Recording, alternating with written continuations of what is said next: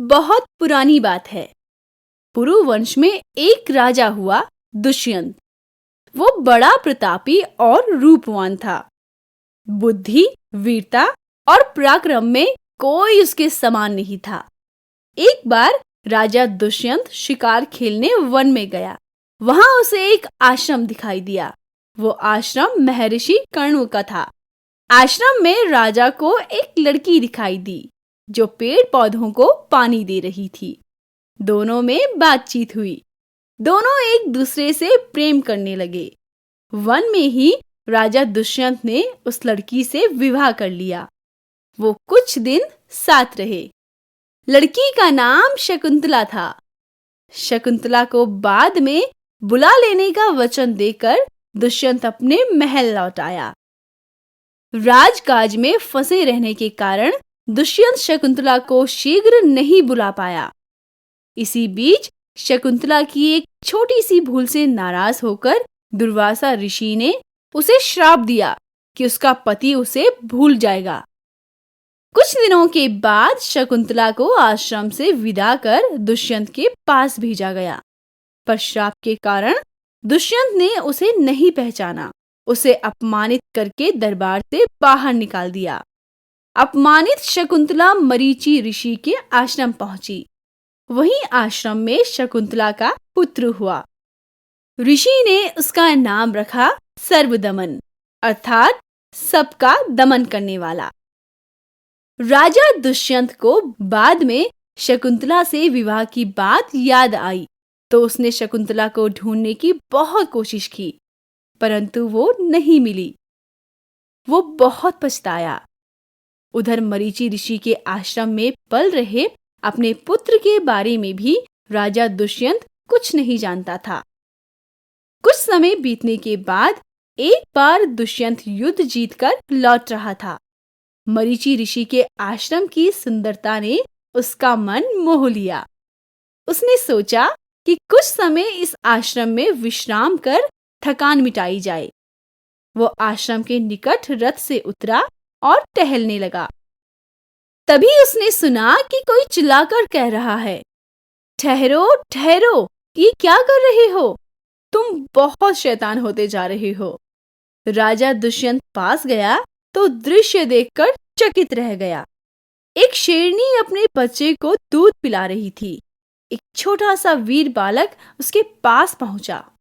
धीरे से शेरनी के बच्चे को उठाया और उससे बोला, अरे अपना मुंह तो खोलो, देखें तुम्हारे कितने दांत हैं। तभी एक सेविका उससे कहने लगी, छोड़ो छोड़ो, देखो इन पशुओं को आश्रम में अपने बच्चों की तरह पाला पोसा जाता है, तुम उसे क्यों सता रहे हो? दूसरी सेविका बोली, महर्षि ने इसीलिए तो इस बच्चे का नाम सर्वदमन रखा है।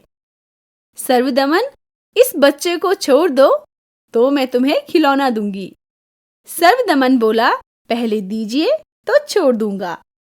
राजा दुष्यंत वीर बालक को देखकर उसके बारे में जानने को उत्सुक हो गया। उसने स्नेह से बच्चे को छुआ और पूछा, ये बालक ऋषि पुत्र तो नहीं लगता, किस वंश का है? तपस्विनी सेविकाओं ने कहा, पुरु वंश का। ये सुनकर दुष्यंत चौंका। पुरु वंश तो उसी का है। ये बालक पुरु वंश का कैसे हो सकता है? मैं तो निसंतान हूं। अचानक तपस्विनियों ने देखा कि भरत की बाह पर बंधी डोरी कहीं गिर गई है। वो उसे ढूंढने लगी। दुष्यंत को डोरी दिखाई पड़ गई। डोरी उठाने के लिए राजा झुकने लगा तो तपस्विनी ने टोका, नहीं नहीं, दूर रहिए, उसका स्पर्श मत कीजिए।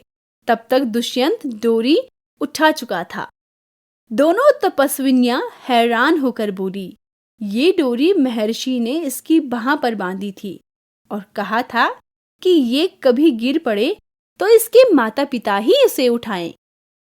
दुष्यंत ने पूछा, अगर कोई और उठा ले तो? उत्तर मिला, तो डोरी सांप बनकर उसे डस लेगी। अब दुष्यंत के और अधिक चकित होने की बारी थी। वीर बालक के बारे में उसकी जिज्ञासा बढ़ती ही जा रही थी। बालक मां के पास जाने की जिद करने लगा। दुष्यंत ने उसको प्यार से गोद में उठाया और बोला, चलो पुत्र, तुम्हारी माँ के पास हम तुम्हें ले चलेंगे। सर्वदमन तुरंत बोला, आप हमें पुत्र ना कहिए, हमारे पिता तो राजा दुष्यंत है। ये सुनते ही दुष्यंत सब कुछ समझ गया। वो पुत्र को गोद में उठाकर शकुंतला के पास आया और उसने अपनी भूल के लिए क्षमा मांगी। राजा दुष्यंत शकुंतला को लेकर महर्षि के पास गया और उन्हें सारी बात बताई। महर्षि ने दुष्यंत को शकुंतला और पुत्र सर्वदमन को अपने साथ ले जाने की अनुमति दे दी। राजा दुष्यंत का पुत्र सर्वदमन बाद में भरत के नाम से महाप्रतापी राजा बना। कहते हैं, हमारे देश का नाम भारत भरत के नाम पर ही पड़ा है।